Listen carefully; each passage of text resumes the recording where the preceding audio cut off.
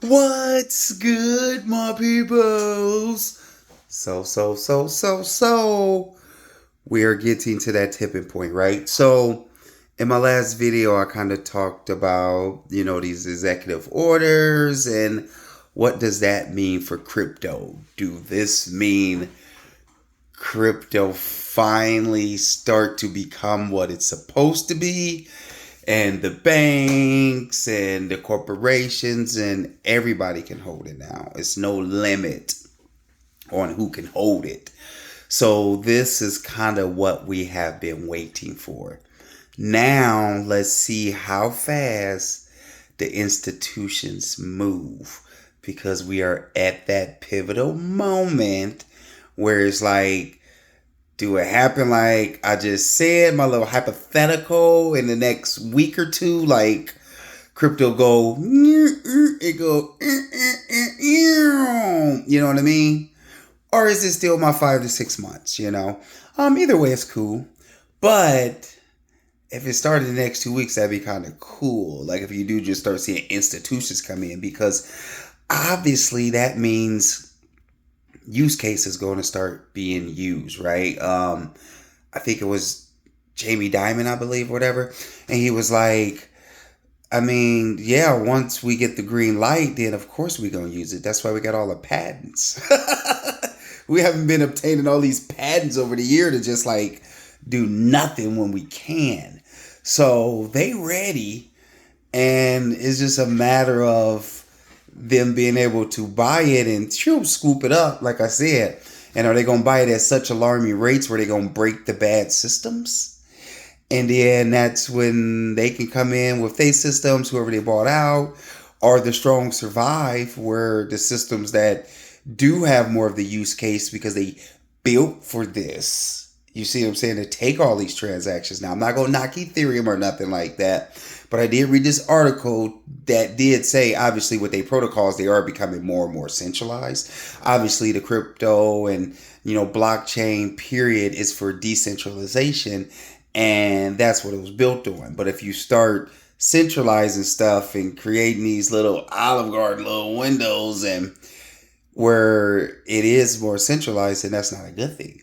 And if you look at a lot of projects on there, right, then you make your own decision, right? So, but I think only the strongest going to survive in the long run, and the ones that are more futuristic, because we used to say back in the day, right? Like 99% of all the cryptocurrencies will go away, right? They won't exist long term, because it's no need for all of them, when it's all said and done. Obviously, more will stay than I thought, obviously, but a lot of them will. Even big ones that everybody is like praising and think like they untouchable. They could be the ones that's on the chopping block, because when it's all said and done, their system was never truly built the right way. They were built for the past and not for the future. And a lot of them systems are not built for the future that was built in the past. So we'll see what happened. But now a system like Bitcoin, like, that's completely different, right? Because Bitcoin is more just like an asset. It is more like a commodity or something like that. It's not a security or anything like that. I would think Ethereum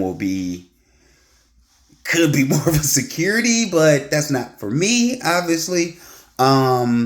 But obviously I don't think Bitcoin would be a security, because, like, I forget, somebody was just talking today and it was talking about, which is the truth, that it's going to be classes, essentially, is what he was saying. Like, all digital assets are not built the same. Some are currencies, some are securities, some are, like, whatever, like collectibles, you know what I mean? Like, it is different types of digital assets. They are not all built alike, but everybody put them all in the same category, but that's not the truth. So obviously we know XRP is not a security, because it's really the only cryptocurrency that's ever been declared something. No other one has, through the court system, right? So, like I said, they set the standards. That's the new Howey test. The XRP test is going to be the new Howey test in the future, because that will be that swift replacement, right? It will allow the transactions around the world to function more efficiently and faster, right? So the simple fact is some big players will go away.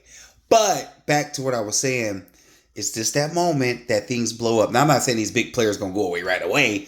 Obviously, it'll take some years, I would think, for them to go away. But with like AI technology and all that stuff kicking in, the ones that are built for this are going to move a lot faster. The ones that was not built, they got to change over. And they have to get consensus. They have to get that agreement. The governance, like it has to be voted on too. They can't just say, I'm just going to make these changes. Like that's not how it works. So for them to change the protocol to get caught up, they're going to get caught up and then they're not going to be able to move fast enough. And that's why a lot of them going to go away because essentially it's going to break.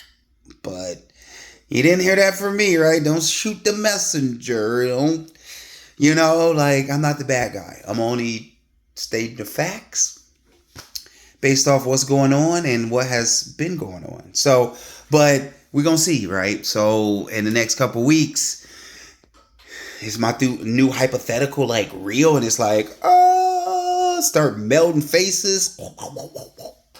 Or is it like in 5 or 6 months, So I guess we'll see in the next couple weeks. So anyways, I'm excited. Hopefully you're excited too. And again, if you're not in, you need to get in.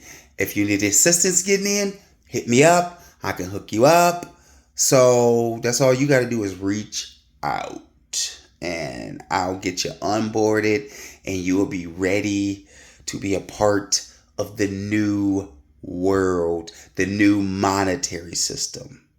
But if you don't get in, sorry for you. Anyways, I'm out.